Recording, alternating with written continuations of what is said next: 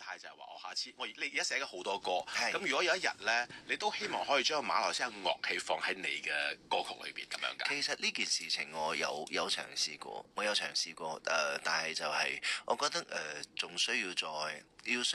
去琢磨多啲咯。係因為佢即係馬來人嘅傳統樂器其實係好特別嘅個聲，係啦，佢真係會好突出，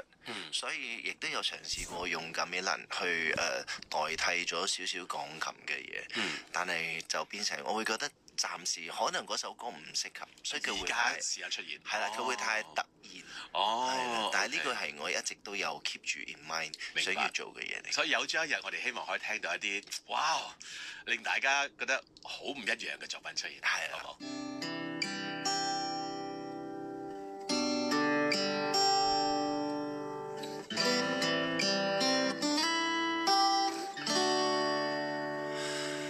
有些人錯過就別回頭，